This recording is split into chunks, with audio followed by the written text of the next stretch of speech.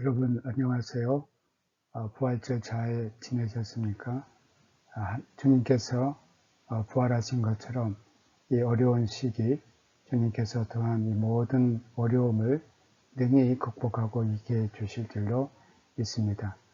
오늘은 우리가 슈페너의 교회 개혁에 대해서 배우도록 하겠습니다. 슈페너의 교회 개혁에 가장 중요한 것이 있다면 슈페너가 저술한 경건한 소원들이라는 피아 데지데리아라는 책입니다. 그래서 오늘은 경건한 소원들의 저술 배경을 먼저 말씀드리겠습니다. 1517년 10월 31일 비텐베르크 성교의 정문에 공고된 95개 논제는 루터가 신학교에서 경험했던 것의 산물이 아닌 설교자로서 교회에서 신자들과 겪은 경험에서 비롯된 것입니다. 이 95개 논제의 주요한 주제는 회개에 관한 것인데, 루터가 비텐베르크에 있는 시교에서 설교하면서 신자들의 이러한 상황, 또 신자들이 그에게 사면부라는 것을 가지고 와서 제 용서와 또 형벌로부터 완전한 사면을 요구했을 때 그가 교회를 개혁해야겠다는 그런 어떤 마음을 갖게 해 주었습니다. 루터가 언제 어떻게 비텐베르크에 있는 시교회 설교자 인직을 받았는가는 확실하지 않으나 비텐베르크 시로부터 설교자로 공적으로 약간의 사례금을 받은 것은 확실합니다. 1517년 부활절 즈음 비텐베르크의 교인들이 체르프스트와 위터보크에서 사면부 인들겐치아, 여러분이 알고 있는 그 면죄부입니다. 사실 이 면죄부는 번역이 잘못되었기 때문에 저는 사면부라고 말을 합니다. 왜냐하면 그것은 죄로부터의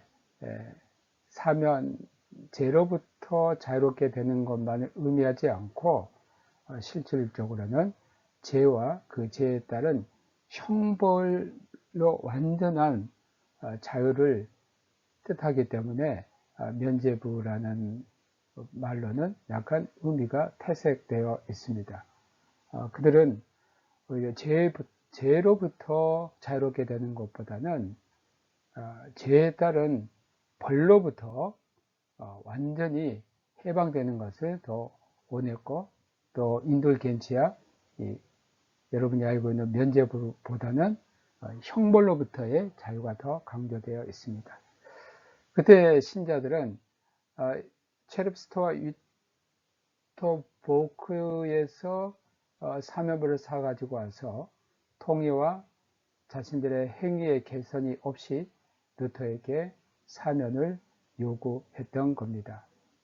루터는 설교를 통해서 이것을 바로 잡으려고 했고, 결국 루터는 오랜 망설임 끝에 두려움과 떨림 그리고 기도 가운데 마인스의 대주교 알브레히트의 이름으로 시행되고 있는 베드로 사면부에 대해 성서에 근거해서 신학적으로 의의를 제기했습니다.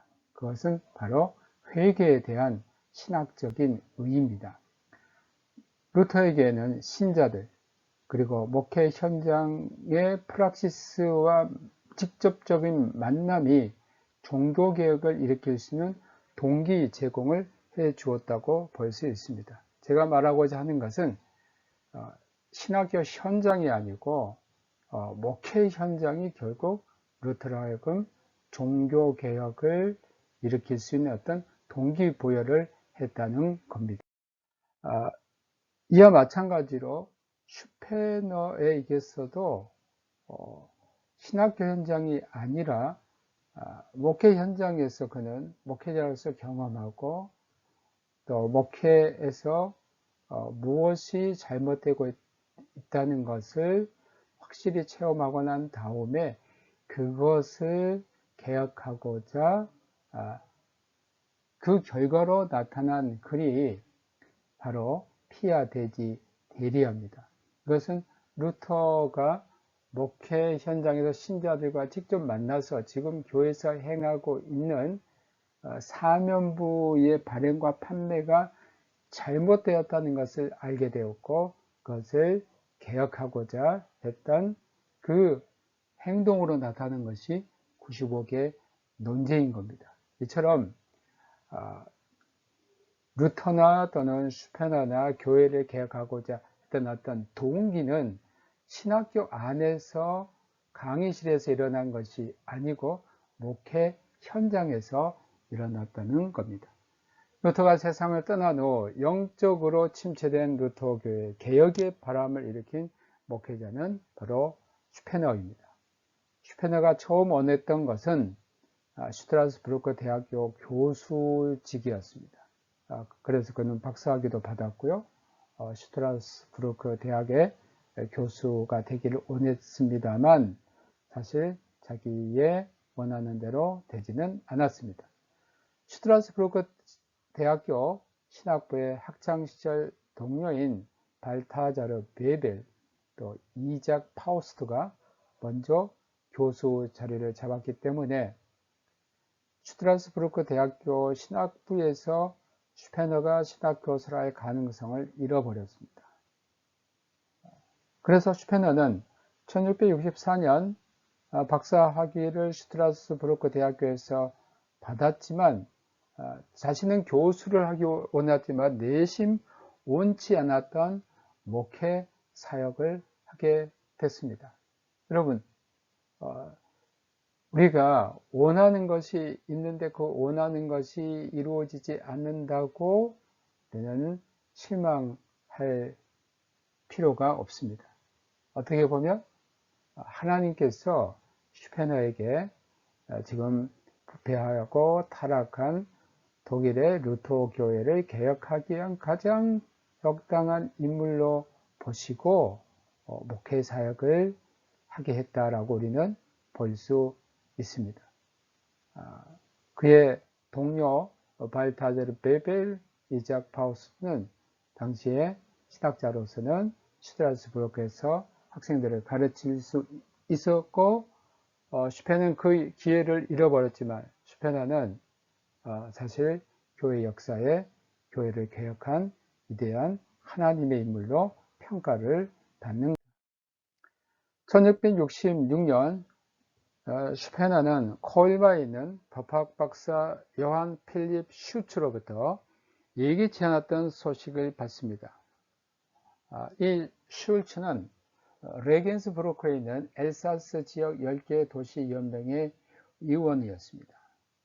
사람들이 슈페너를 마인 강변의 프랑크푸르트 목사단의 대표 세니어인 고 크리스티안 게르라하의 후임으로 내정했다는 소식입니다. 슈페너는 1666년 프랑크푸르트의 목사단의 대표로 부임을 합니다. 프랑크푸르트는 제국의 자유 도시로 앞으로 그의 사역의 약속으로 가득 찬 곳이었습니다. 슈페너가 프랑크푸르트에 부임했을 당시 그곳의 인구는 약 1500명이었습니다. 주민의 대부분은 루터교에 속해 있었고 가톨릭 신자는 소수였습니다. 이 외에 개혁교회 신도들, 즉 칼빈주의 장로교라고 할 수 있겠죠. 약 1000여 명. 이들은 1554년 이전에 영국, 후에는 네덜란드와 프랑스에서 온 피난민들로 특히 경제 분야에서 중요한 역할을 감당했습니다. 이들은 주로 영국에서 많이 건너왔는데 종교적인 자유를 누리기 위해서 프랑크푸르트로 건너왔고 당시는 영국이 성공회, 즉 영국 국교회 외에는 신앙의 자유를 허락하지 않았기 때문에 영국에 있는 칼빈주의자들, 즉 장로교인들이 프랑크푸르트에 와서 그들의 교회를 형성했던 겁니다. 바로 이 프랑크푸르트에 있는 영국인 교회에 잠시 동안 스코틀랜드의 종교개혁자인 낙스가 목회한 적이 있습니다. 이들은 예배를 할 권리는 없었고 예배당도 없었습니다. 그들에게는 공적인 신앙의 자유는 주어지지 않았습니다. 그 외에도 약 2,000명에서 2,500명의 유대인들이 있었고 이 유대인들은 그리스도인 시민들로부터 격리가 되어 게토에 추방되어 있었습니다. 당시 유대인들이 사는 지역 가운데 유럽에는 대표적으로 가장 큰 곳이 바로 프랑크푸르트였습니다. 이곳에 유대인들은 주로 상업에 종사를 했고 또 그리스도인들, 그러니까 루터교이나 아니면 그 외에 가톨릭 그리스도인들로부터 철저히 예면당하고 있었습니다. 목사단 대표로 슈페너에게 주어진 직무는 초빙서의 다음과 같이 명시가 되었습니다. 주일 아침 바퓨서 교회에서 설교하는 겁니다. 또 참회를 듣고 참회를 하는 사람들에게 죄에서 자유롭게 됨을 말하는 것과 성만찬 집례입니다. 말로 글로 프랑크푸르트 안에 있는 그 루터교 목사들이 12명 있는데 그 목사들의 모임을 인도하는 겁니다. 목사 안수를 하고 안수받은 목사를 교회에 소개하는 일, 또 약혼한 쌍들의 약혼을 공포하고 또 결혼식을 명부에 기입하는 겁니다. 또 예배 중에 기도와 참회 기도 그리고 감사 기도를 하는 겁니다. 또 교회 감찰 구역의 회의를 소집하는 겁니다. 그러니까 프랑크푸르트 그 지역에 있는 루터 교회 전체를 관장하는 그런 지위에 있었기 때문에 그 회의를 소집합니다. 또 그 회의를 직접 인도하는 역할을 했습니다. 잘못한 사람들을 소환하고 있는 거죠. 교회 도서관을 위한 필요한 책들을 사는 것이었습니다. 이 직무 외에 청소년 교육은 슈페너에게 속하지 않았습니다. 그러나 우리가 슈페너의 사역에서 가장 특징 지을 만한 것이 있다면 그가 목회하는 곳마다 청소년 교육을 굉장히 중요시 여겼고 자기 직무에 속해하지 않았지만 그것을 실지행했습니다. 슈페너는 일생 동안 세 곳에서 목회를 했습니다. 첫 번째가 프랑크푸르트, 두 번째 드레스덴, 세 번째 베를린인데 이곳에서 그가 끊임없이 했던 것은 청소년 교육입니다. 저는 이런 점에서 우리 목회자들이 또 앞으로 여러분들이 목회하실 때에 자라나는 세대를 위한 그 교육 이것이 목회자들이 가장 관심을 갖고 또 그들을 키워야 하지 않을까 생각합니다. 그는 대리 설교와 기도 순서도 기꺼이 맡았습니다. 이 대리 설교는 뭐냐면 프랑크푸르트 안에는 여러 교회가 있는데 갑자기 어떤 목사님이 어떤 일을 당해가서 설교를 하지 못하게 될 때 설교자가 비게 되면 그곳에 가서 설교를 하고 기도를 하는 겁니다. 그의 직무 가운데 설교는 제일 중요한 자리를 차지하고 있습니다. 슈페너는 프랑크푸르트에서 목회하면서 교회 권징과 종교적인 삶에 심각한 붕괴를 보았습니다. 그러니까 그만큼 당시 루터 교회에서 어떤 종교적인 삶의 기강이 많이 무너졌다는 겁니다. 자, 여러분, 종교개혁을 했던 때가 바로 16세기입니다. 그런데 17세기 종교개혁이 일어난 다음에 100년이 지난 후에 루터 교회의 모습은 어떻을까? 루터가 그렇게 간지로 냈더니 개혁된 교회, 그리스도의 신실한 공동체로서의 그런 교회의 모습보다는 이제 100년이 지나고 난 다음에 루터교회는 심각한 내적인 그러한 부패를 경험하게 됩니다. 그래서 루터교회 안에 있는 정말 뜻있는 그 목회자들은 우리가 종교개혁을 한 근본적인 목적이 뭘까? 이걸 생각하게 된 겁니다. 지난 우리가 요한 아른트를 공부할 때도 요한 아른트도 바로 그겁니다. 종교개혁의 근본적인 목적이 무엇이었을까? 초대교회 그 사랑과 믿음의 순수한 공동체로 돌아가는 것이 루터의 의도였는데 루터교회는 거기에서 많이 벗어나 있었다라는 게 이제 종교개혁 후예들의 생각이었고 루터교회의 실상이었습니다. 특히 프랑크푸르트는 유럽의 아주 중심지에 있습니다. 그래서 박람회 상업 중심지로서 지금도 프랑크푸르트는 세계적인 박람회가 많이 있고요. 독일의 상업과 경제 중심지입니다. 여기에서 주일 성수가 무시가 되었습니다. 박람회 기간 동안 주일에 장사하고 연극을 공연하고 볼링을 치고 화주를 마셨습니다. 이게 이제 슈페너가 가지고 있는 그 청교도적인 전통을 루터교회에 받아들인 것이라고 볼 수 있습니다.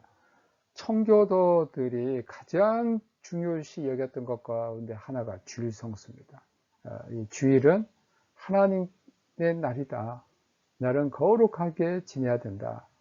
나랑 우리는 예배는 물론이요, 거룩한 시와 참회를 하고 또 이웃을 돌보고 또 기도하고 찬송하고 이게 이제 청교도들이 원하는 주일의 모습입니다.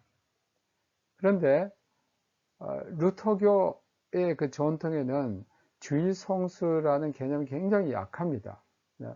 슈페너는 어려서부터 청교도적인 영향을 받았기 때문에 특히 이제 서적을 통해서 그런 영향을 받았기 때문에 그는 주일은 정말 거룩하게 지내야 되는데 이 세상의 생업에서 물러나 있어야 되는데 프랑크푸르트는 전혀 그러지 않았습니다. 그래서 슈페너가 프랑크푸르트 시의회에 엄격한 주일 성수를 요구합니다. 슈페너는 세속의 권력과 연합하여 루터 교회를 개혁하고자 했습니다. 그래서 프랑크푸르트 시의회에 엄격한 주일 성수를 요구하면서 1년에 4차례의 회개일과 금식 기도회를 갖도록 합시다. 또 시의회의 승인과 보조를 통해서 교회 교육을 개선합시다. 그것은 교회의 청소년을 위한 기독교 교육을 요청을 했지만 이런 것들이 전혀 받아들여지지 않았습니다. 슈페너에게 언제나 분명해지는 것은 외적인 교회만 바꿀 수 있을 뿐이요, 요한 아른트가 말하는 것 같이 참된 기독교가 아니었습니다. 외적인 교회, 가톨릭 교회가 아닌 루터 교회, 외적인 교회만 바꿨습니다. 그러나 요한 아른트가 말하는 것은 참된 기독교, 그 안에 사랑과 믿음과 정말 그리스도에 대한 끊임없는 그러한 사랑, 또 이웃에 대한 사랑과 봉사, 살아있는 믿음, 이게 참 기독교인데 슈페너가 목회 현장에서 경험한 것은 내면적인 참된 기독교가 아닌 외적인 모습만 있는 기독교였습니다. 통치권을 통해 루터 교회의 종교성과 윤리를 복원하는 길은 슈페너에게 있어서 더 이상 기대할 수가 없었습니다.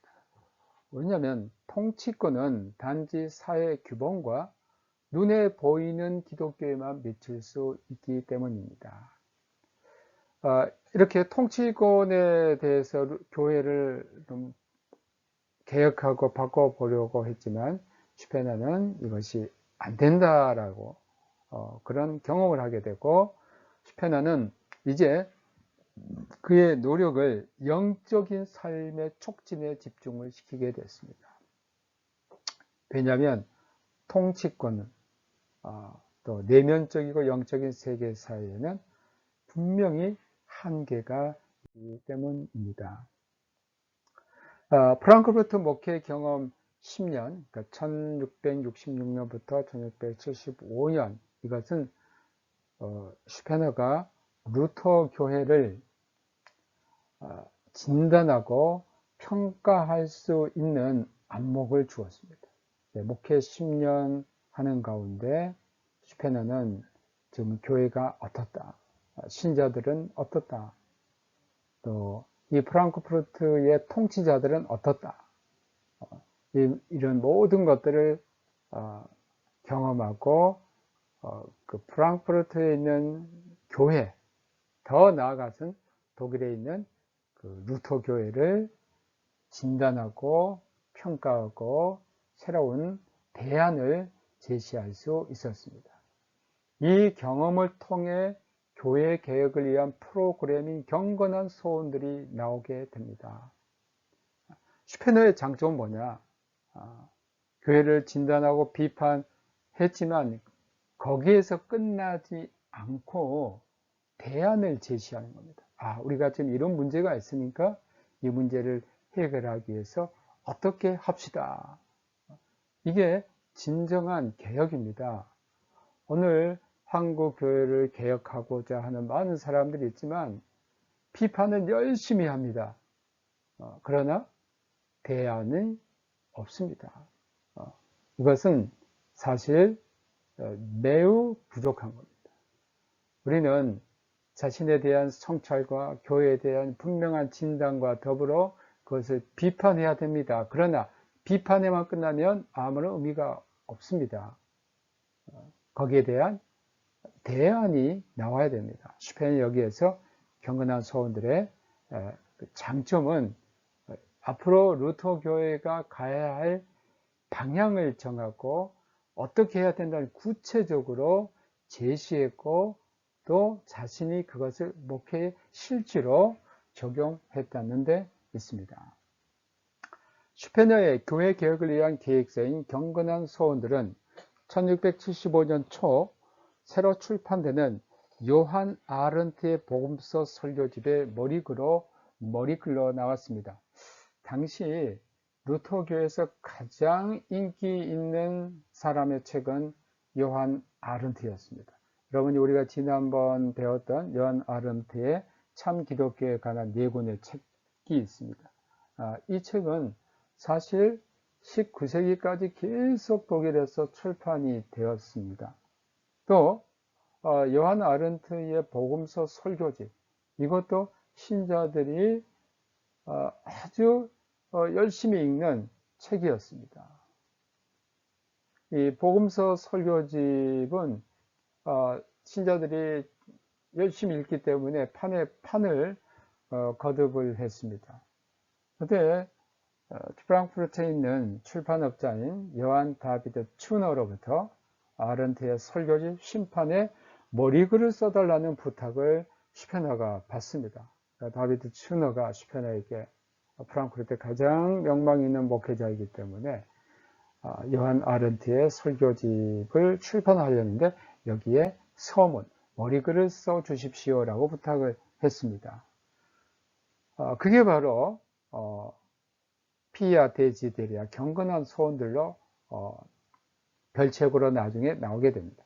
1675년 프랑크푸르트 부활절 책 박람회에서 이 머리글은 아른트의 1615년판 설교집의 심판의 선을 보였습니다. 지금도 유명하지만 당시에도 프랑크푸르트의 책 박람회는 유럽에서 매우 유명한 책 박람회였습니다.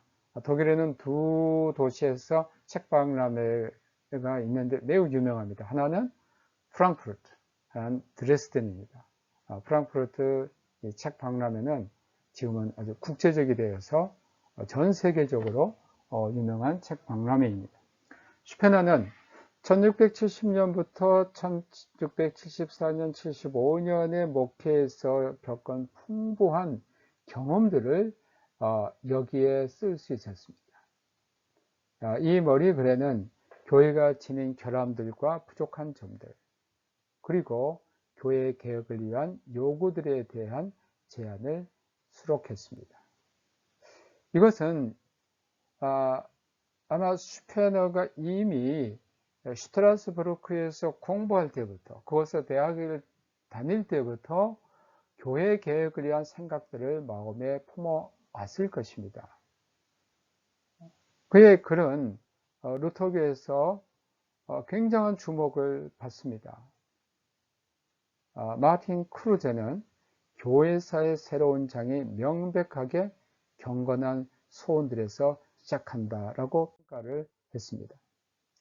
슈페너는 여론을 듣기 위해 아른트 설교집에 머리글을 별세번으로 만들어 친구들과 친구들에게 보냈습니다. 이제 아른트의 설교지까지 하면 너무나 두꺼우니까 슈페너는 자기가 썼던 이 아른트 설교집의 이 서문만 따로 출판해서 사람들의 어떤 반응을 듣기 위해서 친구들에게 보냈습니다. 근데 그 글이 압도적으로 긍정적인 반응을 받아서 1675년 프랑크푸르트 가을 책 박람회에 따로 서문만 따로 출판했는데 그 책 이름이 굉장히 깁니다. 이렇게 15세기, 16세기, 17세기에 나온 책들을 보면요, 책 이름이 제목이 굉장히 길어요. 우리 글로 번역하면 경건한 서원들, 혹은 순박한 의도를 지닌 몇 개의 그리스도적인 제안들과 더불어 참된 루터교의 하나님께 합당한 계획에 따른 진심의 요청. 독일어로는 굉장히 깁니다. Pia Degi Deria oder Herzliches Appell langen nach Gott gefälliger Besserung der wahren evangelischen Kirchen samt einigen dahin einfältig abzuweckenden christlichen Vorschlägen. 이렇게 굉장히 긴 제목으로 별도로 인쇄되어 나왔습니다. 슈페너는 이 별도로 인쇄된 책에 서문을 썼고 자기 매제인 허르프와 슈타월의 견해서를 첨부했습니다. 이 경건한 서원들에 나온 교회 개혁을 위한 진단과 개혁의 내용에 대해서 말씀드리겠습니다. 제가 사용한 책은 코어트 알란트가 1940년에 초판을 했고 1964년 제3판 교종판으로 편집한 그 경건한 소원들, 그것을 기초로 해서 여러분들에게 정리해서 말씀을 드리겠습니다. 프랑크푸르트 요한 다비드 추너 출판사의 1676년 판을 이 코어트 알란트가 텍스트로 사용한 것입니다. 89쪽 분량으로 되어 있고요. 이 1676년 판은 베를린 국립도서관, 또 마르부르크 대학교 도서관, 킬 대학교 도서관 등에 소장되어 있는 자료입니다. 이 알란트가 편집한 경건한 서원에는 허르프와 슈터의 견해서가 빠져 있습니다. 코어트 알란트는 교회사학자입니다만 또 신약성서 신학자로 매우 유명한 사람으로 그리스어 신약 성서를 편집한 학자입니다. 슈페너는 서문에서 서두 기도로 시작을 합니다.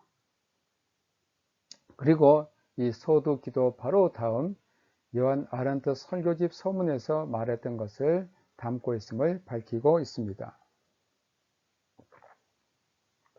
내가 하나님의 뜻과 은혜를 통해서 그의 포도원에서 일한 이후부터 늘 마음을 어둡게 하고 양심을 무겁게 하여 많은 근심을 하게 한 것들이다. 이렇게 말하고 있습니다. 여기에서 슈페너는 자신만의 이 고통을 느끼고 있는 것이 아니라 자신과 함께 한탄하는 수많은 사람들이 느끼고 있는 것을 언급했습니다. 그의 포도원이라는 것은 뭡니까? 하나님의 교회입니다. 루터 교회입니다. 슈페너는 이것을 늘 마음에 근심을 갖고 아파했습니다.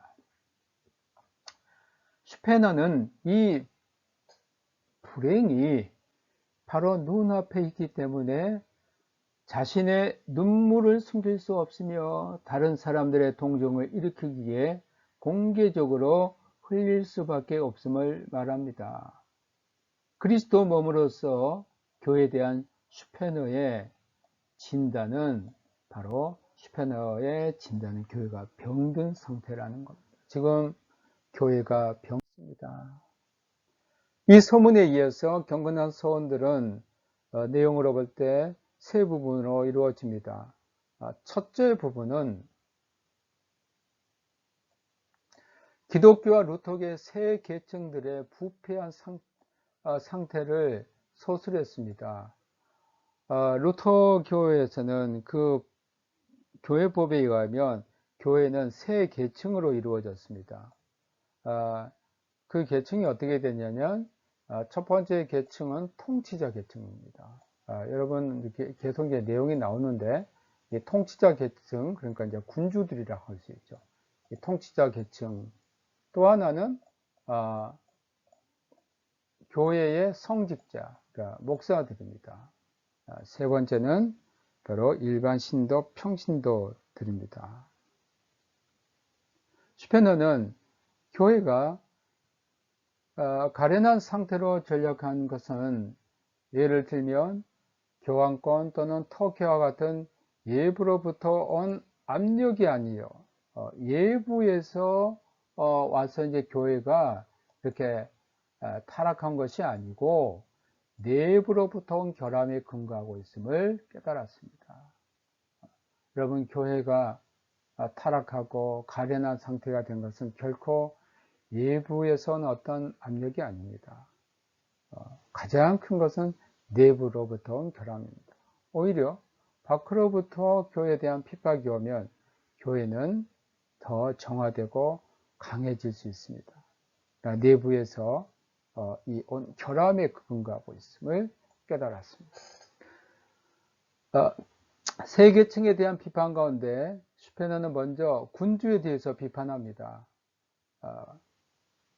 군주는 교회의 양부요 유모로서 이사야 49장 23절에 근거해서 자신의 소유를 다하는데 불충하며 자신의 권력을 교회의 유익을 위한 것보다 자신의 이익을 위해 사용하고 있다는 겁니다. 그 군주에 대해서, 통치자에 대해서 강하게 비판하고 있습니다. 당신들 하나님께서 그러한 사명을 주셨는데 당신은 오히려 사적인 이익을 위해서 사용하고 있습니다. 여기서 슈페너는 군주를 세속의 모든 군주를 말하는 것이 아니라 그의 면전에는 바로 기독교 군주, 기독교 군주라면 바로 하나님께서 세우신 그 기독교 국가의 세속 통치자를 말하고 있습니다. 군주는 교회에 대해서 멋대로 행포를 부리고 있다고 보았습니다. 루터의 종교개혁으로 루터교는 교황의 지배에서는 벗어났습니다. 교황 대신 누가 자리를 차지하면 군주가 교회를 지배하는 구조를 이루게 됩니다. 이것이 바로 루터 교회의 란데스헤리션 키르켄 레기멘트라고 해가지고 교회의 군주 지배라는 법적인 제도가 마련이 됩니다. 루터는 군주가 교회의 인도자여 섬기는 자로서 역할을 잠정적인 것으로 인정을 했습니다. 왜냐하면 그 당시에 종교개혁 상황에서는 그럴 수밖에 없었던 겁니다. 종교개혁이 루터 혼자의 힘이 아니고 당시 세속 군주의 그러한 도움 아래 일어났기 때문에 이것이 계속되지는 않고 어떤 그 잠정적으로 그 어떤 한정된 시간에는 루터가 인정을 했던 겁니다. 1648년 베스트팔렌 조약으로 유럽에서 30년 전쟁이 종식이 됩니다. 그런데 이 베스트팔렌 조약으로 군주들이 황제로부터 법적으로 독립합니다. 이 말은 무슨 말이냐면 독일 제국에서 황제가 있는데 독일 제국은 굉장히 많은 크고 작은 나라로 나뉘어져 있습니다. 이러한 크고 작은 나라를 다스리는 군주가 실질적으로는 황제로부터 독립이 됩니다. 그러니까 자기 나라를 다스릴 수 있는 그 법적인 권한을 완전히 보장받게 됩니다. 종교적인 문제를 자기 권한으로 다스릴 수 있는 법적인 지위를 획득하게 됩니다. 이제는 종교도 이 군주들이 자신의 그 권한으로 세속 권세로 다스릴 수가 있는 그런 법적인 지위를 얻게 됩니다. 그래서 독일의 루터교에서 군주의 권한이 더욱 강화돼서 교회를 지배할 수 있는 힘을 더욱 확고히 할 수 있게 됩니다. 17세기에는 군주가 교회를 통치할 수 있는 권한이 강화되었고 법적인 정당성을 인정받게 됩니다. 그런데 문제는 군주가 교회에 대한 지배를 남용하는 경우가 종종 발생하게 됩니다. 슈페는 여기에서 군주들의 생활과 행위에 대해서 비판을 했습니다. 군주들 대부분이 세상의 욕심 안에 살고 있고 또 다른 군주들은 자신들의 이익만 챙기고 대부분 세속적인 것에 진력하고 하나님께서 그들에게 그 세속 권세를 주셨는데 이들은 개인의 욕심, 세속적인 것을 취하고 있고 또 10계명의 1계명부터 4계명을 받아들이기를 원하지만 현상뿐임을 지적을 특히 군주는 자신의 권력을 제사로 파피를 세우는 데 사용했다는 겁니다. 이 제사로 파피는 사실 군주가 교회를 지배하는 형태를 가리키는데요. 이게 바로 동방교회, 특히 동로마 제국에서는 황제가 교회를 지배하는 그런 형태를 체사로 파피라고 했습니다. 즉 체사르가 황제가 파피, 교황의 역할을 하는 그런 경우를 말합니다. 그래서 체사로 파피란 교회에서 제한이 없는 군주의 권력을 뜻했습니다. 경건한 서원들에서 슈페너의 군주의 교회 지배에 대한 신랄한 비판이 있음을 여기에서 볼 수 있습니다. 근본적으로 교회와 국가는 분리되어 있습니다. 그러나 실질적으로는 그렇게 되지 않았습니다. 슈페너는 루터와 마찬가지로 교회를 지배하는 권력에 대해서 비판을 했습니다. 루터는 당시 교회를 지배하는 교황권을 거침없이 적그리스도라고 날카롭게 비판했습니다. 그러나 루터는 독일 크리스천 귀족에게서 군주에 대해서는 비판보다는 교회의 개혁을 위해서 일할 것을 권고했습니다. 루터가 이 글을 쓰게 된 그 이유는 교회 개혁을 위해서 루터는 교회 높은 당국자들에게 교회를 개혁해야 된다고 말했지만 아무런 그런 반응이 없자 이제 크리스찬 귀족들이 사실은 교회를 개혁해야 된다는 그런 부탁을 하게 됩니다. 루터의 동반자였던 군주들이 종교개혁 이후 교회 지배자로 등장하게 된 17세기에 슈페너는 이들을 비판했고 교회 개혁의 걸림돌로 이해했습니다. 자, 루터 시대 때는 종교개혁 시대 16세기에는 사실 세속의 군주가 루터와 함께 교회를 개혁하는 동반자였는데 종교개혁이 지나고 한 세기가 지나고 난 다음에 이제 과거에는 교회의 개혁의 동반자들이 이제 교회 개혁의 걸림돌이 됐다는 겁니다. 그 다음에 세 계층 간의 두 번째 계층이 바로 성직자 목사에 대해서 비판을 합니다. 슈페너는 목사들도 완전히 부패해 있다고 보았습니다. 목사들은 참된 기독교가 가장 중요한 것으로 이해하지 않고 오히려 외면적, 세속적인 것에 더 관심을 목사들이 갖고 있다는 겁니다. 여러분, 이것은 오늘도 우리들에게 정말 심각하게 받아들여야 할 내용입니다. 우리가 과연 중요하게 여길 것이 뭘까? 참된 기독교가 중요하게 여겨야 될 것이 뭘까? 그것은 바로 예수 그리스도의 복음에 합당한 삶과 내면적인 성결과 또 그리스도의 나라를 정말로 세우는 그런 것인데, 외적 세속적인 것에 관심을 가졌습니다. 슈페너가 볼 때 정말 심각한 많은 목사들이 살아있는 믿음을 갖고 있지 않다는 거. 슈페너가 항상 중요시한 게 믿음이었어요. 그 믿음인데 뭔데, 거짓 믿음이 있고 살아있는 믿음이 있는데, 슈페너는 살아있는 믿음, 산 믿음을 갖고 있지 않다는 겁니다. 슈페너가 볼 때에 목사들이 부패하게 된 그 원인이 어디 있을까? 신학교육이 잘못됐다라고 보았어요. 즉, 대학교에서 종교개혁 시대처럼 스콜라 신학 대신 바른 성서 신학이 자리 잡아야 하는데, 이제 신학교에서 성서 신학은 그리 중요하지 않고 다시 스콜라 신학이 가장 중요한 자리를 차지했다는 겁니다. 우리가 여기에서 기억하고 또 정확하게 알아야 될 것은, 루터의 종교개혁에는 신학교육의 개혁이 있었다는 사실입니다.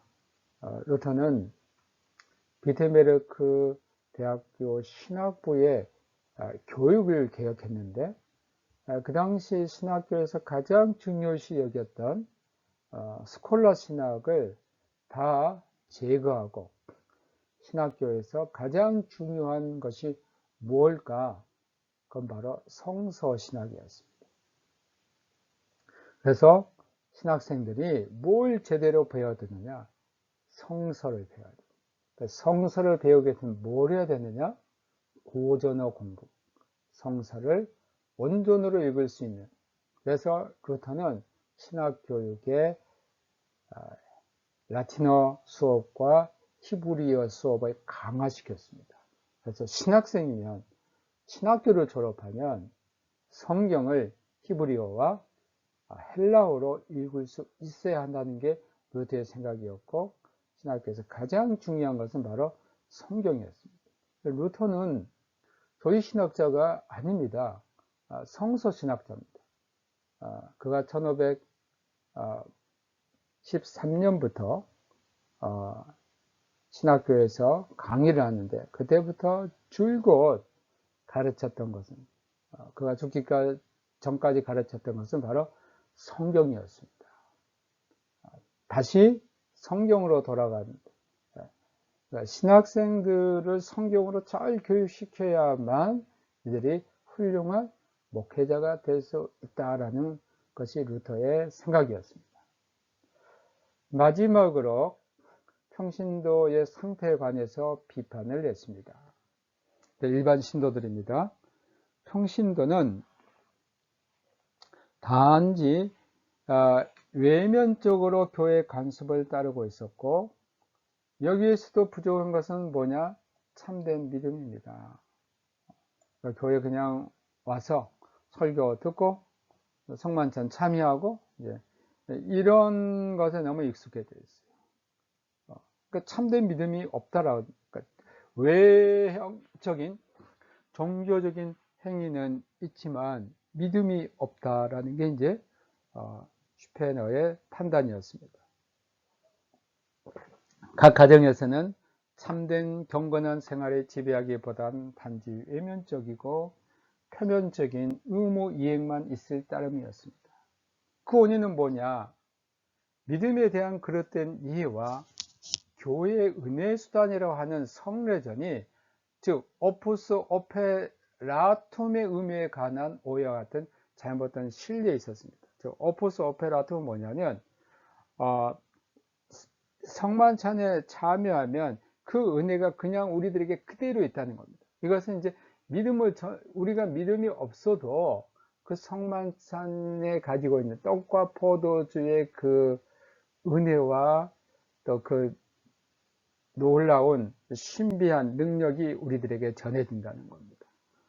그래서 우리가 중세신학에 보면 성만찬을 통해서 이게 이제 우리가 은혜를 받는 그 수단으로 되어 있는데, 여기에 참여하면 그 은혜가 그대로 이게 있다라고 이제 사람들이 믿고 실질적으로 참 믿음이 없는 삶을 살고 있다는 겁니다. 이게 이제 경건한 소원 첫 번째 부분에서 루터 교회를 진단하고 그 세 계층에 대한 비판입니다.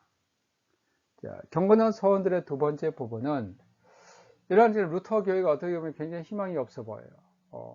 지금 루터 교회의 통치자, 성직자, 평신도 다 병들어 있어요.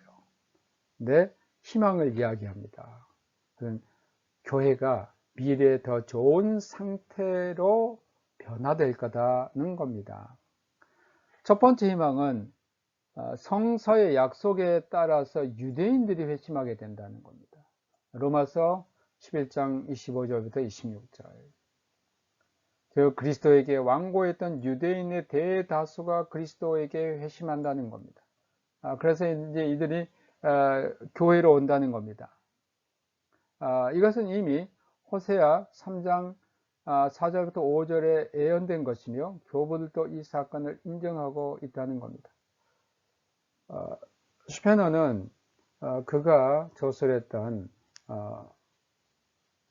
책 가운데 그의 그 체계적 어떤 신학을 썼던 복음적 신앙의 그 가르침을 썼던 에반게리스 글라우븐스레르라는 그 책에서 제가 그 책을 읽고 참 놀라운 그 시편의 어떤 예언이라고 할까요? 그걸 읽게 됐는데, 당시는 유대인들이 나라를 잃고 유럽 전역에서 떠돌이 생활을 하고 있을 때입니다. 그런데 시편화가 그 책에서 뭐라고 하면, 앞으로 유대인들이 하나님의 약속에 따라 그들만의 독립된 국가를 만들 날이 올 거다라고 그 책에서 밝히고 있습니다. 사실 그러한 것이 이제 한참 후인 1948년에 이스라엘이 독립을 하지 않습니까? 그런데 이미 1687년에 슈페너의 글에 보면 그런 내용이 있습니다. 슈페너는 루터가 유대인의 회심은 이미 사도시대에 완성된 것으로 보고 있다는 사실을 언급했습니다. 이제 많은 신학자들이 유대인의 회심은 이미 사도시대에 언급되어 있다, 그때뿐이고 더 이상이 일어나지 않는다라고 보았습니다. 그러나 슈페너가 언급한 그 유대인의 회심은 바로 유대인에 대한 선교의 내용을 담고 있습니다. 유대인의 회심은 이미 유대인에 대한 선교를 내포하고 있고, 이 두 가지는 서로 밀접하게 연관이 있다는 겁니다. 유대인들이 결국 하나님 그리스도에게 돌아올 건데, 그것은 유대인의 선교와 관계되어 있고, 그 이후에 경건주의자들은 독일 내에서 계속 끊임없이 유대인에 대한 그 선교를 하게 됐는데, 슈페너에 이은 경건주의자인 프랑케 같은 경우는 할레 그 출판사에서 히브리어로 신약 성경을 번역하고 그들에게, 유대인들에게 신약 성경을 보급하는 그런 일을 했고, 또 거기에 유대인 연구소를 세우게 되고 볼 수 있습니다. 자, 두 번째 희망은 로마 교황권이 멸망한다는 겁니다. 교황권의 교권이 막강하지만 계시록 18장, 19장에 예언된 것들이 성취됐는데, 그것은 바로 교황권의 멸망을 뜻하는 겁니다. 여러분, 이제 지금 우리가 가톨릭에 대해서 보는 그 입장이 완전히 달라졌지만, 루터나 또는 슈페너가 봤을 때 그 당시의 교황은, 교황권은 바로 바벨론이었고, 또 교황은 적 그리스도였습니다. 또 반대로 그 당시 또 교황권을 루터를 적 그리스도로 봤음을 볼 수가 있습니다. 그 당시는 가톨릭과 루터교 간에 아주 대립이 굉장히 심한 것이었기 때문에 그러한 서로 다른 입장에 있었음을 여러분 참고하시기 바랍니다. 지금의 상황과는 여러분 다르다는 것을 여러분 이해해 주시기 바랍니다. 유대인의 해신과 교황권의 멸망의 결과가 어떻게 나타나는가에 관해서 슈페너는 다음과 같이 말합니다. 유대인들이 회심한 후 바로 이방인에서 그리스도인으로 회심했던 사람들이 가졌던 열심을 보여줄 것이다. 그리하여 거룩한 열심을 가지고 동시에 경정을 가지고 유대인들과 이방인들로 구성된 온 교회가 하나의 믿음, 이 믿음에서 온 풍성한 열매로 하나님을 섬길 것이며 서로 신앙심을 깊게 할 것으로 희망한다. 지금 폭군적인 로마 교황 아래 살고 있고 구원을 열망하는 사람들은 로마 교황권의 멸망으로 복음이 그들에게 눈에 밝게 빛나게 될 그곳에서 자유에 대한 기쁨을 가지고 교황의 굴레에서 자유롭게 될 것이다 라고 하겠습니다. 시편에는 경건한 소원의 첫 부분에서 이야기한 교회의 부패한 상태를 개선하기 위해서 이제 세 번째 부분에서는 교회 계획을 위한 6가지 제안을 합니다. 여기서 우리는 시편의 굉장히 균형 잡힌 모습을 봅니다. 한편에서는 교회에 대해서 아주 정확하게 진단하고 비판을 했고, 두 번째는 그럼에도 불구하고 교회가 희망이 있으며, 세 번째는 이러한 교회가 앞으로 어떻게 해야 될까라는 그 제안을 합니다. 그래서 6가지 제안입니다. 자, 첫째 제안은 고린도서 3장 16절에 근거해서 성경 공부에 관한 겁니다. 하나님의 말씀이 우리 가운데 풍부하게 하자. 말씀으로 우리가 돌아가자는 겁니다. 우리가 다른 걸 찾지 말고 하나님 말씀을 온전히 찾자는 겁니다. 그러면 우리 교회가 정말 새로워질 수 있다. 이 배경 아래 슈페너의 경건주의는 성경운동으로 인정되기에 충분합니다. 루터의 종교개혁 주요 모토 가운데 하나가 오직 성경으로 소울라 스크립투라인데, 이러한 정신과 일맥상통하고 있습니다. 이 성경운동은 설교 하나가 모든 것을 감당할 수 없는 것에 3가지에 의해서 야기됐습니다. 우리가 목사님의 설교만을 듣는 것으로 만족할 수 없고 어떻게 해야 되느냐? 개인이 열심히 성경을 읽자는 겁니다. 이런 점에서 루터가 신자들의 각자가 읽을 수 있는 성경을 위해서 라틴어로만 되어 있는 당시 많은 사람들이 읽을 수 없었던 라틴어 성경, 이게 아닌 독일어로 성경을 읽을 수 있도록 번역한 겁니다. 두 번째, 회중 앞에서 각 성경의 끊임없는 통독을 통해서, 여러분 이런 점에서 우리가 우리 회중이 모였을 때에 성경을 통독하는 것도 매우 중요합니다. 우리가 모이면 설교만을 들을 게 아니고 일정한 시간에는 성경을 통독합니다. 세 번째, 고린도전서 14장의 모범을 따라 교인들의 모임에서 각자가 성경 구절을 낭독한 후에 이해하기 어려운 상황에 대해 질문을 하고 자신의 생각을 말하시는 그런 모임을 만들자는 겁니다. 그러니까 성도들이 서로 성경을 읽고 서로 말씀을 나누는 모임을 갖자. 여기에서 처음으로 루터교의 교회 계획에서 특별한 모임, 컨벤티켈에 관한 사상이 나타나 있습니다. 이 특별한 모임이 경건주의 특징을 이루고 있는 교회 속의 작은 교회라는 것으로 등장합니다. 이것이 슈페너가 실제 프랑크푸르트에서 목회할 때에 이러한 교회 안의 작은 교회, 그러니까 오늘날로 말하면 소그룹 모임을 프랑크푸르트에서 한 겁니다. 어떻게 보면 근대 교회에서 이러한 소그룹 모임의 창시자는 슈페너라 할 수 있고, 이러한 소그룹 운동이 경건주의자인 친젠도르프가 실시했고, 이러한 친젠도르프로부터 영향을 받고 또 실제 친젠도르프의 헤르누트 형제교회에 가서 체험을 했던 존 에슬리가 영국에 와서 이러한 소그룹 운동 모임을 만드는데, 그게 오늘날의 감리교회 속회가 되는 것이고, 또 여러분 우리 교회의 구역회가 되는 겁니다. 두 번째 제안은 영적 제사장직의 확립과 집중적 훈련을 요청했습니다. 슈페너는 루터로부터 영적 제사장직의 지지를 의존했습니다.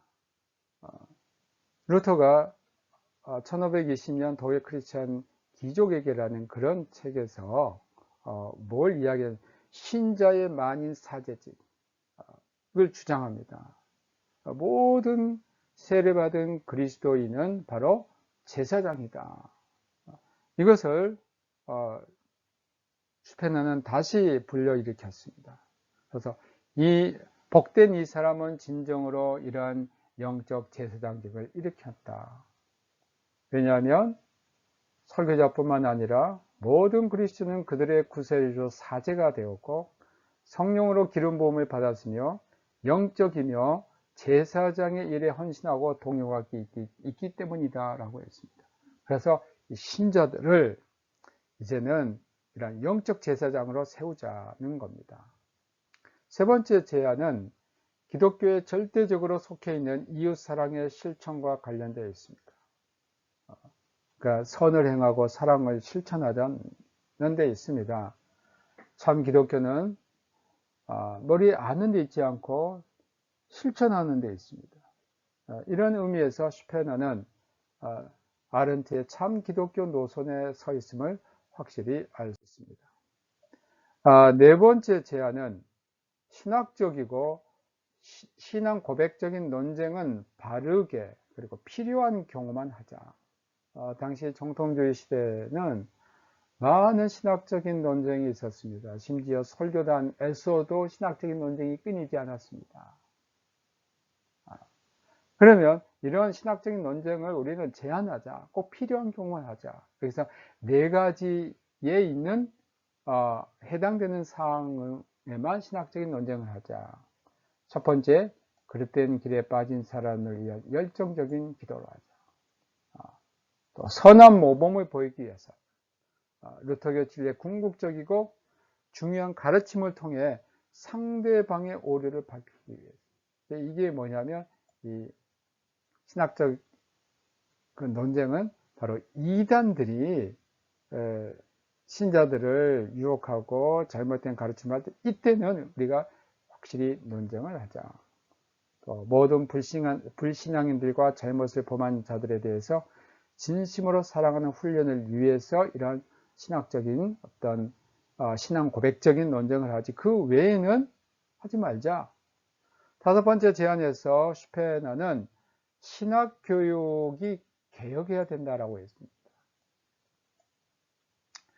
그건 대학교에서 교수들의 선한 모범을 통해서 학생들의 삶이 변화되어야 한다는 겁니다. 당시 참 재미있는 것은 학생들이 주로 교수들 집에서 하숙을 했어요. 그러니까 학생들은 교수들의 삶을 직접 볼 수 있었던 겁니다. 그래서 슈페너는 교수들이 정말 선한 삶을, 선한 모범을 보여야만 학생들이 본받하지 않겠느냐는 겁니다. 경건한 삶은 공부를 열심히 하는 것 못지않게 중요합니다. 신학생들에게 정말 중요한 경건한 삶이다. 학생들에게 이론과 더불어 실천을 훈련하게 하고 또 신학서적만 아니라 경건서적도 추천해서 읽도록 해야 됩니다. 이러한 실천과 관계에서 경건의 모임들을 신앙이 돈독한 선생의 감독 아래 학생들에게 만들어줘야 된다. 그러니까 학교 안에서, 신학교 안에서 경건한 모임, 콜레기아 피에타티스를 할 수 있는 그런 모임들을 신학교에서 교수들이 만들어서 인도해야 된다는. 마지막 제안에서 슈페너는 설교와 관련해서 설교의 목적이 뭐냐, 경건한 삶을 이끌고 또 그를 통해서 내면적 인간, 참된 예배가 주어진다고 보았습니다.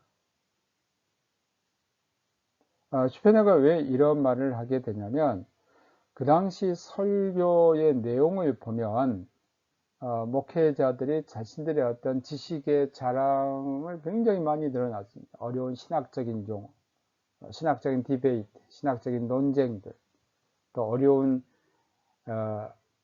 헬라어 용어, 히브리어 용어, 이런 것들이 있기 때문에 신자들의 어떤 경건한 삶과 별로 관계가 없어요.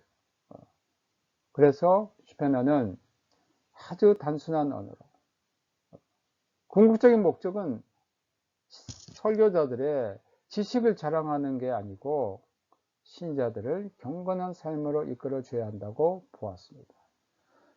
이러한 모범으로 아른트의 설교집을 들었고요.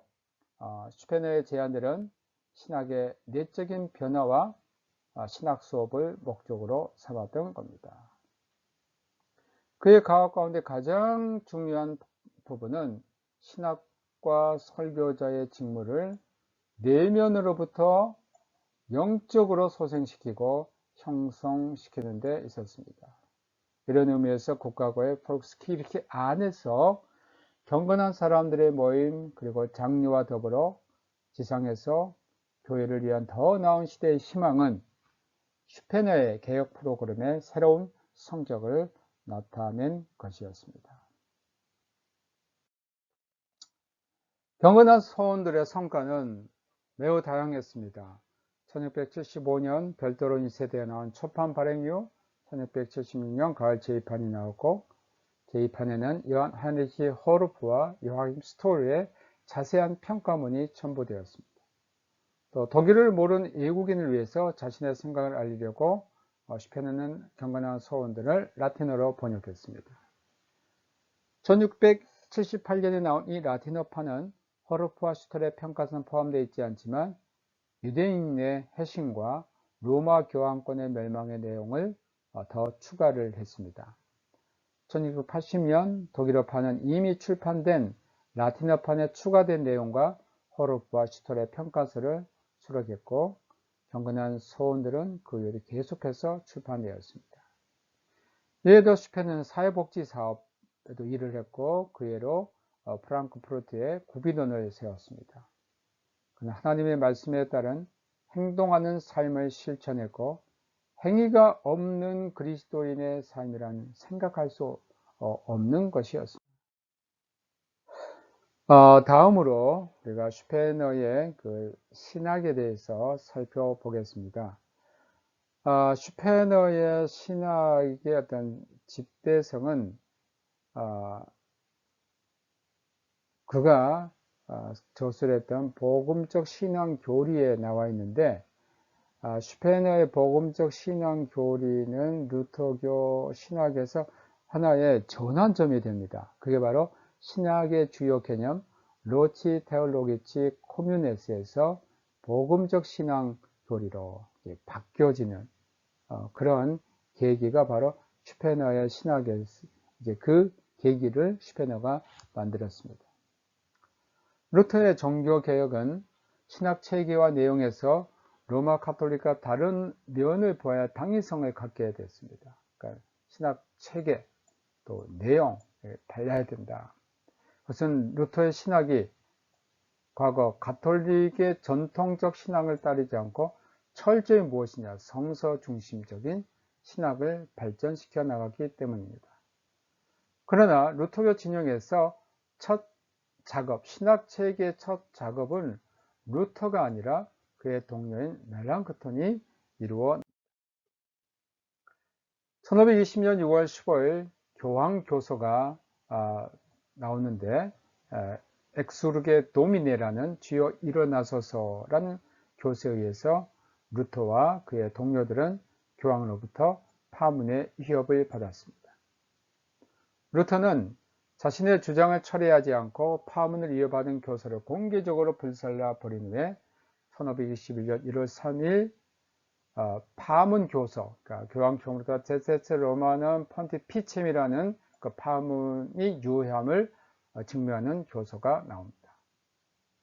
그러나 작센 선제오 프리드리히와 신성 로마 제국 황제 칼 5세 그리고 로마 교황청사의 정치적 협상으로 루터가 1521년 4월 독일 버름스에서 열리는 제국의회에서 자신을 변호할 기회를 얻게 됩니다.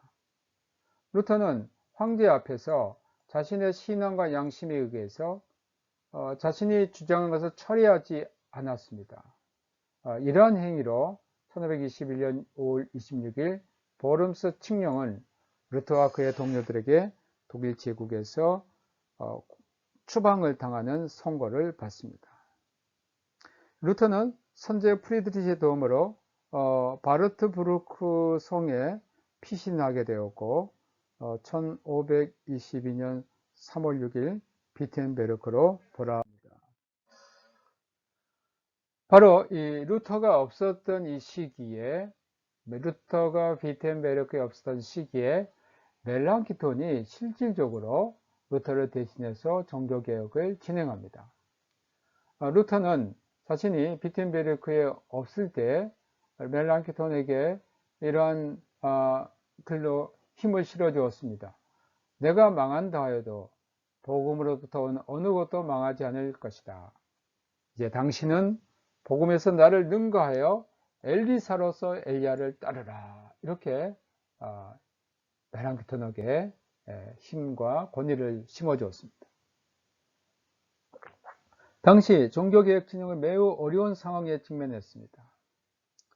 죽음의 위협 속에서 비텐베르크의 종교개혁자는 살고 있었는데 종교개혁 운동 진영 안에서 내부적 갈등이 시작이 됩니다. 종교개혁이 일찍이 호의적이었던 많은 인문주의자들이 이제 종교개혁과 거리를 두기 시작했습니다. 이제 루터가 종교개혁을 진행하다가 바르트부르크에 피신해 있었을 때 인문주의자들로부터 이제 내분이 일어났는데 바로 이제 칼 슈타트라는 인문주의자가 이것을 내분을 일으키고 과격한 그런 운동이 종교개혁 과격한 운동이 이 안에서 일어나게 되면서 종교개혁 운동에 어떤 갈등이 시작이 됩니다. 멜랑키톤의 로치 테올로기치 코미네스 신학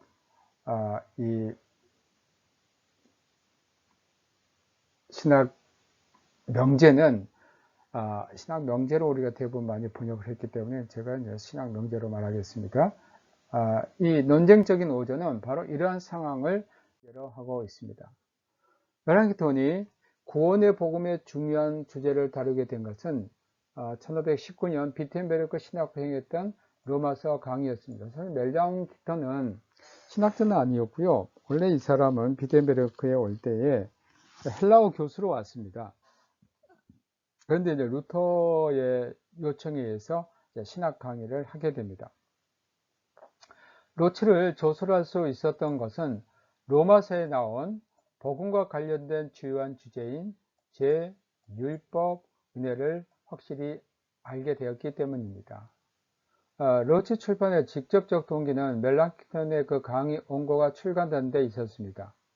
멜랑키톤의 강의를 들었던 학생 가운데 그 멜랑키톤의 강의를 잘 쓰고 또 정서에서 멜랑키톤도 모르게 그의 의지와는 전혀 상관없이 멜랑키톤의 그 강의가 출판이 됐습니다. 이 원고는 카피타라는 제목으로 1520년에 출판이 됐습니다. 이것은 단지 외적인 동기에 불과하며 출판하게 된 실제적인 원인은 아닙니다. 1521년의 상황은 금지되고 이업을 바꾼 루터의 종교개혁적인 가르침. 그러니까 1521년은 보름서 친경에서 종교개혁이 굉장히 지금 제국에서 특히 황제의 그러한 이업을 받고 있는 때입니다. 루터의 종교개혁적인 가르침을 교의적인 총체로 요약하고 체계적으로 해명하는 것이 불가피했습니다. 왜냐하면 황제가 볼 때는 루터의 이러한 가르침 이단입니다. 그래서 이 종교개혁 진영에서 우리가 믿고 가르치는 것은 이단이 아니다. 우리는 성서에 입각했고 또 정통 그리스도 교회에 그런 신학이 있다는 것을 어떻게 해서든 해명해야 할 필요가 있었습니다. 종교개혁 진영의 이러한 조직신학자인 멜랑키톤이 이 과업을 맡게 된 것입니다. 그래 이전의 스콜라 신학의 교회학과는 달리 이제 종교개혁 신학의 그 교회학의 중심은 뭐냐? 성서 해석을 요약한 새로운 형태의 종교개혁 교회학이 나오게 됩니다. 성서의 가르침이 철학과 교회의 전통에 과도하게 침해받았던 스콜라 신학의 교회학 대신 로치가 이제 자리를 차지합니다. 스콜라 신학은 성서의 가르침보다는 철학과 교회의 전통이 더 앞장을 섰습니다. 물론 성서의 가르침이 없는 건 아닙니다. 그러나 이제는 종교개혁의 신학에서 중요한 것은 성서의 가르침입니다. 교의학이 원래부터 그랬던 것처럼 다시 성서의 신학으로 자리를 차지한 겁니다. 멜랑키톤은 우리는 철학적인 가르침의 영향 아래 성서의 내용뿐 아니라 언어까지도 잊어버렸는데 그 언어라는 게 뭡니까? 바로 히브리어, 헬라어, 성서의 언어. 그래서 스콜라 신학에서 중요한 라틴어였죠. 에스라에서 말씀하고 있는 것처럼 이방 여인들과 결혼하고 우리말 대신 그들의 언어를 사용하였다고 지적을 했습니다. 멜랑키톤은 성서인 셈에서 물을 길러야지 성서가 바로 셈입니다. 네. 스콜라의 교회학은 웅덩이라는 겁니다. 웅덩이에서 기를 수 없음을 분명히 했습니다. 종교개혁은 인간의 제도에 의해 어두워진 그리스도교 신앙의 성서적인 증언을 다시 발견한 로체는 사변적인 스콜라 신학의 신학 대정과 스콜라 신학의 명제와는 달리 종교개혁의 교의학의 본질적 특성을 지니고 있습니다. 즉, 이 로체는 경험신학적인 조합, 즉 그리스도를 인식하고 그의 은혜를 인식하는 것이다 라고 했습니다. 스콜라 신학적인 분석에 따른 행동과 덕의 형태가 아닌 하나님의 자비를 인식하는 수단으로 믿음과 믿음의 열매에 관심을 가졌습니다. 그리스도의 은혜를 인식하고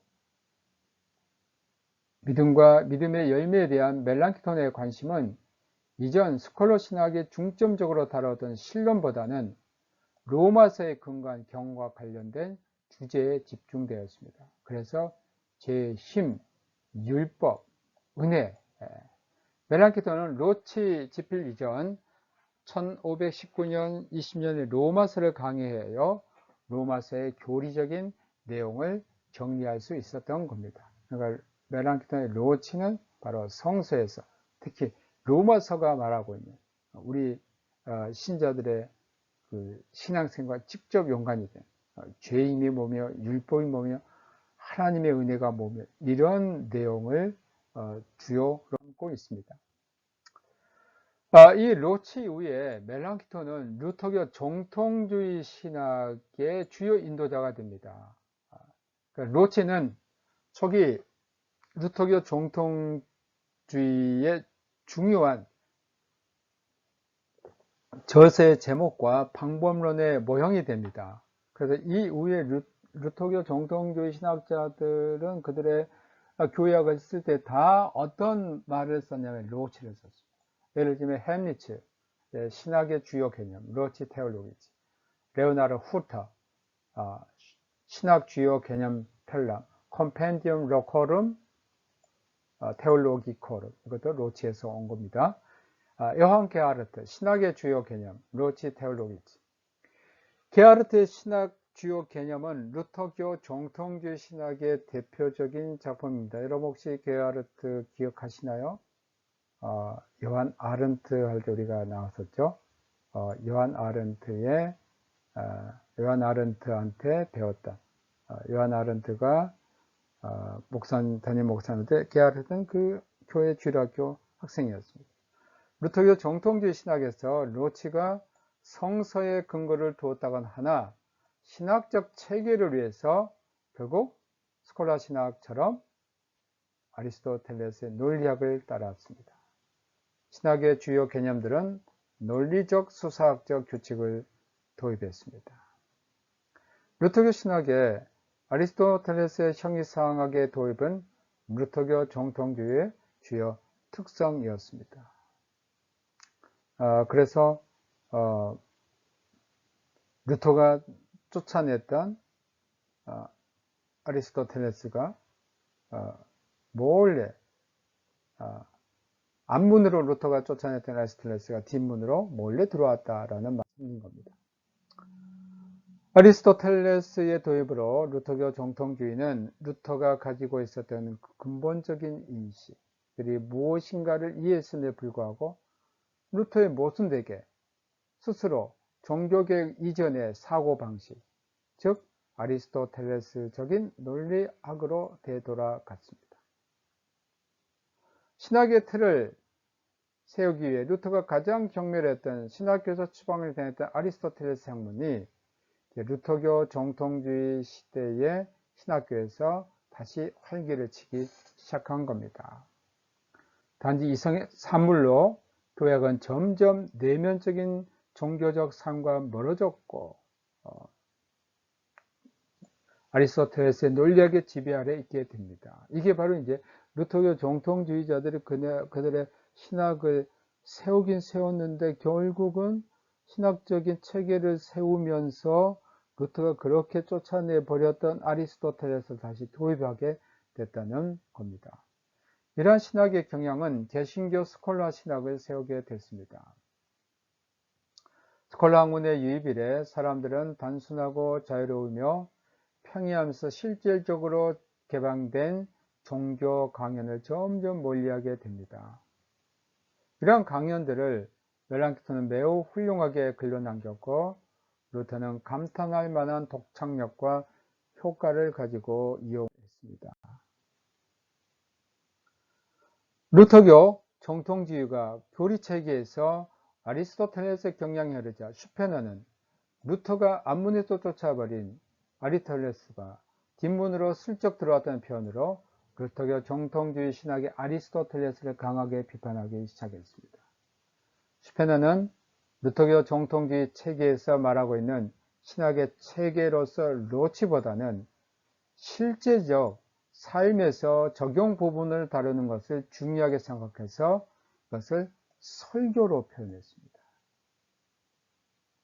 슈페너의 설교인 복음적 신앙교를 에반겔리시의 글라우벤스 레데가 바로 이건데 설교에서 실질적으로 루터교의 신학을 다루고 있습니다. 이건 역시 성경이 기초되어 있습니다. 슈페너의 설교에서 설교 방법은 중요하지 않았습니다. 그에게 성경은 설교의 가장 중요한 원천이었습니다. 슈페너는 설교의 많은 성경 구절들을 인용합니다.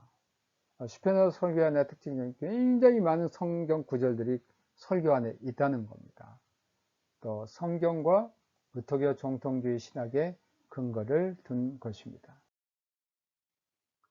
그는 성경을 학술적인 문서의 모음으로 이해를 했습니다.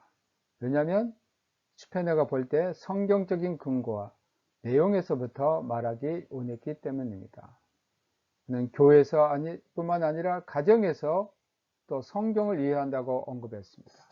그래서 교인들에게 설교 시간에 나오는 성경 구절을 스스로 찾아서 읽기 위해서 예배 시간에 성경을 가져오라고 요구를 했습니다.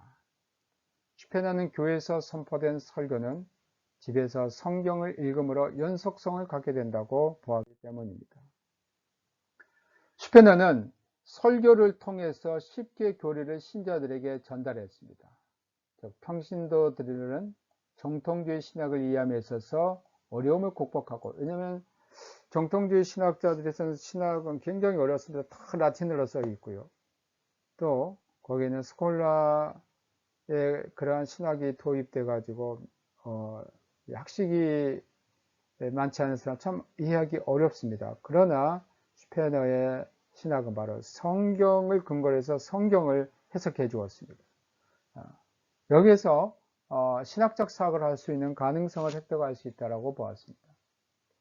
멜랑키톤의 로치가 신학교에서 가르치는 신학자 이주 신학이었다면 슈페너의 복음적 신앙 교리는 평신도들이 쉽게 이해할 수 있는 설교를 통해서 복음적 신앙 교리를 실천할 수 있는 길을 열어주었고, 복음적 교리를 실제 삶에서 적용할 수 있는 길을 제시했습니다. 자, 슈페너 신학의 강점이 여기 있습니다. 자, 여러분, 신학이란 굉장히 어렵죠. 신자들이 아유, 신학이 뭐야? 우리가 왜 신학을 배워야 되냐? 슈페너는 그게 아니고 성경을 통해서 신학을 이야기하고 이 신학이 실천할 수 있다는 길을 설교를 통해서 제시해 주었습니다. 슈페너는 그리스도인의 삶의 실천을 중요시하고 강조한 점에서 루터교 정통주의와 구별되는 특성을 가졌으나 교리적인 면에서는 언제나 루터교 정통주의에 충실했습니다. 자, 교리에서는 슈페너는 루터교 정통주의 교리입니다. 그러나 정통주의와 구별되는 건 뭐냐면 그 학문의 세계에서만 머문 것이 아니고 실질적으로 그것을 삶에서 실천할 수 있는 길, 또 실천을 요청했습니다. 사실 슈페너는 자신을 루터교 신학자로 여기고 있었습니다. 슈페너의 복음적 신앙 교리는 신학적으로 그리고 역사적으로 후대에 큰 의미를 끼칩니다. 왜냐하면 프라이링하우젠, 루터교의 이제 슈페너 이후의 신학자들의 대표적인 신학자, 또 바움가르텐, 또 제임러, 슐라에르마하, 이러한 사람이 교회학 책을 썼는데 그 제목이 다 뭐냐면 슈페너가 사용했던 신앙교리, 글라우벤스 레레를 사용합니다. 그것은 다 슈페너로부터 유래합니다. 복음적 신앙교리는 선교지에서 또한 루터교 신학과 신앙을 전파하는 데 큰 역할을 했습니다. 복음적 신앙교리의 일부를 그린들러는 포르투갈어로 개신교 최초의 해외 선교사로 남인도에서 사역했던 바돌로메우스 치겐발크는 타미로로 번역했습니다. 그리고 이 치겐발크가 인도에서 선교할 때 복음적 신앙교리를 그 선교지에서 가르쳤습니다. 또 프랑케는 1715년 자신의 우연한 생각들 슈펠리게 게단켄이라는 책에서 슈페너의 글들이 인도 선교사들에게 선교에 실제적으로 도움을 주었다고 소개를 했습니다.